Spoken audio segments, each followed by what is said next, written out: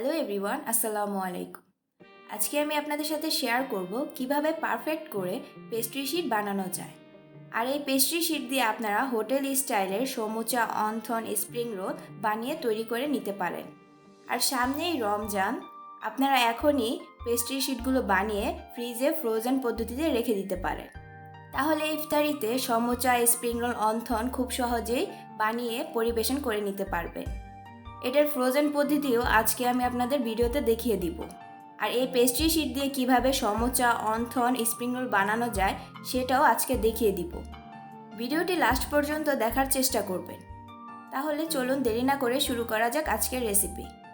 Pastry sheet বানানোর জন্য এখানে আমি নিয়ে নিচ্ছি ময়দা 2 কাপ। এবার দিয়ে দিচ্ছি স্বাদ অনুযায়ী লবণ। এখন একটি হুইস্কের সাহায্যে লবণ আর ময়দাটাকে ভালো করে মিশিয়ে নিচ্ছি। মেশানো হয়ে গেলে এখানে আমি 1 কাপ পানি নিয়ে নিয়েছি। পানিটা অল্প অল্প করে দিতে হবে, 1 কাপ পানি একসাথে দেওয়া যাবে না। আর এই ডোটা একটু নরম করতে হবে, সেজন্য অল্প অল্প করে পানি দিয়ে ডোটা করে নিব। সাধারণত আমরা পরোটার জন্য যে ডোটা তৈরি করি ঠিক সেরকম ডোই হবে। ডোটাকে খুব ভালো করে 4-5 মিনিট মথে নিব, এতে করে ডোটা খুবই সফট হবে। 4-5 মিনিট ডোটা মথে নিয়েছি। এবার এর মধ্যে কিছুটা তেল দিয়ে দিচ্ছি। তেলটা উপরে ভালো করে লাগিয়ে নিচ্ছি ডোয়ের। তেলটা লাগানো শেষ। এখন একটি পাত্র দিয়ে ঢেকে ডোটা 10 মিনিটের জন্য রেস্টে রেখে দিব। 10 মিনিট পর ডোটা আরও কিছুটা নরম হয়ে যাবে। এবার আরও 2 থেকে 3 মিনিট ডোটা ভালো করে মথে নিতে হবে।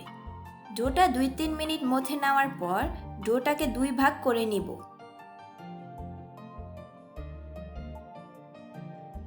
এখন একটা ভাগ আবারও ঢাকনা দিয়ে ঢেকে রেখে দিব, আর আরেকটা ভাগ এরকম লম্বা করে নেব। তারপর এরকম ছোট ছোট লেচি কেটে নিব।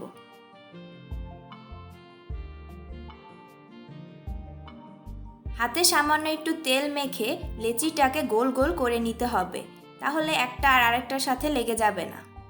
খুব সুন্দর করে গোল করে নিতে হবে। এখন একই পদ্ধতিতে সবগুলো লেচি গোল করে নিয়েছি। এবার একটা লেচি নিয়ে এর উপরে শুকনো ময়দা ছিটিয়ে একটা ছোট রুটি বানিয়ে নিব। নর্মালি আমরা যেরকম রুটি বানাই ঠিক সেরকমই হবে। এরকম করে সবগুলো রুটি বানিয়ে নিচ্ছি। সবগুলো রুটি বানিয়ে নেওয়া হয়ে গেছে। যে রুটিগুলো বানিয়েছিলাম সেখান থেকে একটি রুটি নিয়ে এর উপরে তেল ব্রাশ করে নিচ্ছি। তেলটা খুব ভালো করে ব্রাশ করতে হবে। তেলটা ব্রাশ করা হয়ে গেলে আর এর উপরে সামান্য পরিমাণে ময়দা ছিটিয়ে দিচ্ছি। ময়দাটা ছেটানো হয়ে গেলে যে রুটিগুলো বানিয়েছিলাম সেখান থেকে আরও একটি রুটি উপরে দিয়ে দিচ্ছি। একইভাবে ভালো করে তেলটা ব্রাশ করে নিচ্ছি। তেলটা ব্রাশ করা হয়ে গেলে সামান্য পরিমাণ ময়দা ছিটিয়ে দিচ্ছি। এই একই পদ্ধতিতে আমি 5টা রুটি পরপর বসিয়ে নিচ্ছি। একটার উপরে একটা তেল দিয়ে ময়দা ছিটিয়ে বসিয়ে নিচ্ছি। আমি এখানে 5টা রুটি নিচ্ছি, কিন্তু আপনারা চাইলে 4টা বা 3টাও নিতে পারেন, এতে কোনো সমস্যা হবে না।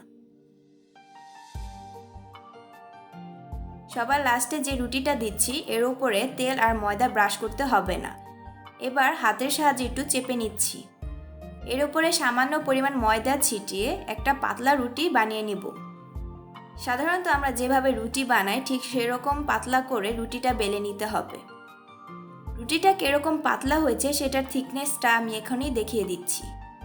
চেষ্টা করবেন রুটিগুলো বড় বানানোর, তাহলে পেস্ট্রি শিটটা সাইজে বড় হবে। রুটিটা আমার বেলা হয়ে গেছে। রুটিটার থিকনেসটা আমি আপনাদের দেখিয়ে দিচ্ছি। ঠিক এরকম থিকনেস করতে হবে। এবার রুটিটা ভেজে নিব। চুলায় প্যানটা বসিয়ে আমি আগে থেকে হালকা গরম করে নিয়েছি। এই পর্যায়ে চুলার আঁচ একেবারে লো হিটে থাকবে। আর এই রুটিটাকে আমি 2 পাশ থেকে কয়েক সেকেন্ডের জন্য ভেজে নিব। বেশিক্ষণ ভাজার প্রয়োজন হবে না। আপনারা নিজেরাই দেখতে পারবেন রুটিটা কয়েক সেকেন্ড ভাজার পর রুটিটার কালার চেঞ্জ হয়ে যাবে। দেখতেই পাচ্ছেন কয়েক সেকেন্ড ভাজার পর রুটিটার কালার চেঞ্জ হয়ে এসেছে। এই পর্যায়ে রুটিটা তুলে নিব। দেখতেই পাচ্ছেন রুটির লেয়ারগুলো আপনা আপনি খুলে গেছে। রুটিটা হালকা গরম থাকা অবস্থায় খুলে নিতে হবে, ঠান্ডা হয়ে গেলে রুটিটা খোলা যাবে না। দেখতেই পাচ্ছেন কতটা সহজভাবে রুটিটা খুলে গেছে। দেখতেই পাচ্ছেন রুটিটা কতটা পাতলা হয়েছে, আর আমার হাতটাও বোঝা যাচ্ছে।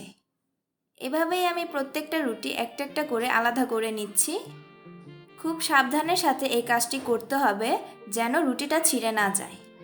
আপনারা 2-1বার রুটিটা বানালেই এতে এক্সপার্ট হয়ে যাবে। আমি সবগুলো রুটি আলাদা করে নিয়েছি। এখানে আমি অফ ক্যামেরা আরও অনেকগুলো রুটি বানিয়ে নিয়েছি, আর রুটিগুলোকেও আমি ঠান্ডা করে নিয়েছি।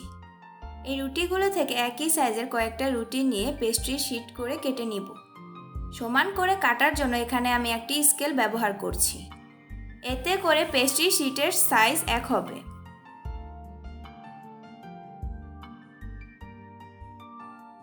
পেস্ট্রি শিটগুলো কাটা হয়ে গেছে।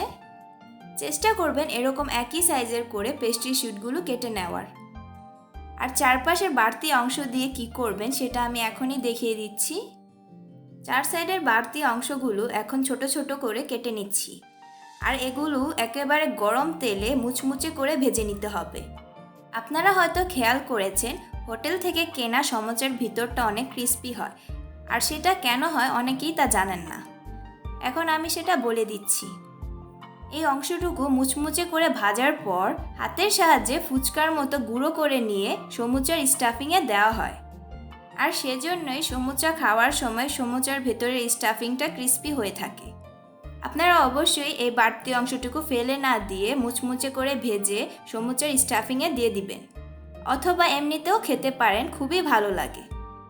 আমি বাকি শিটগুলো একই সাইজের করে কেটে নিয়েছি। এখন আমি আপনাদের দেখাবো সমুচা শিট কিভাবে তৈরি করতে হয়। সেজন্য কয়েকটা শিট নিয়ে মাঝামাঝি করে কেটে নিচ্ছি। দুইটা সাইডই এক সমান রাখার চেষ্টা করবেন। সমুচার শিট কাটা হয়ে গেছে। এখন আমি একটা সমুচা আপনাদের বানিয়ে দেখাচ্ছি। সমুচার শিটটাকে আমি ট্রায়াঙ্গেল শেপ করে ভাঁজ করে নিচ্ছি, আর ভাঁজটাকে আটকানোর জন্য এখানে আমি ময়দার গ্লু বানিয়ে নিয়েছি। গ্লুটা খুব সহজেই তৈরি করা যায়। এখানে আমি 1 চামচ ময়দার সাথে 2 চামচ পানি দিয়ে খুব ভালো করে মিক্সড করে নিয়েছি, তাহলে গ্লুটা তৈরি হয়ে যাবে। শিটের মধ্যে এরকম করে গ্লুটা আটকানোর পর এরকম পকেটের মতো হয়ে যাবে। এই পকেটের মধ্যে পুরটা ভরে দিতে হবে। খুব বেশি পুর দেওয়া যাবে না, আর কমও দেওয়া যাবে না। খুব পরিমাণ মতো পুরটা দিতে হবে। এবার বাড়তি অংশটুকুর মধ্যেও আমি গ্লু লাগিয়ে নিচ্ছি। এতে করে ভাজার সময় সমুচাটা খুলে যাবে না। গ্লুটা লাগানোর পর এরকম করে ভাঁজ করে নিচ্ছি। দেখতেই পাচ্ছেন কিভাবে ভাঁজ করছি। বলে বোঝানো যাবে না, আপনারা দেখেই বুঝতে পারবেন ভাঁজটা কিভাবে করছি। এই তো তৈরি হয়ে গেছে আমাদের সমুচা। এখন আমি আপনাদের স্প্রিং রোল বানিয়ে দেখাচ্ছি। সেজন্য একটি শিট নিয়ে নিচ্ছি। শিটের মধ্যে কিছুটা পুর দিয়ে দিচ্ছি। তারপর এরকম রোল করে দুই পাশে ভাঁজ ভেঙে গোল করে নিচ্ছি, আর কর্নারে দিয়ে দিচ্ছি গ্লু। এতে করে স্প্রিং রোলটা আটকে থাকবে, ভাজার সময় খুলে যাবে না। ঠিক এরকম করে স্প্রিং রোলটা বানিয়ে নেবেন। খুবই সহজেই তৈরি করে নিতে পারবেন স্প্রিং রোল। স্প্রিং রোলটা তৈরি হয়ে গেছে। এখন আমি আপনাদের তৈরি করে দেখাচ্ছি অনথন। সেজন্য একটি শিট নিয়ে নিচ্ছি, আর শিটের কর্নারে দিয়ে দিচ্ছি কিছুটা পুর। পুরটা দিয়ে কর্নারটা আমি 2টা ফোল্ড করে নিচ্ছি। তারপর এরকম করে 2 সাইডের কর্নার টেনে গ্লু লাগিয়ে সিল করে দিচ্ছি। এইভাবে করেই আপনারা খুব সহজেই অনথন বানিয়ে নিতে পারবেন। আমি খুব সহজ করে পেস্ট্রি শিট দেখানোর চেষ্টা করেছি।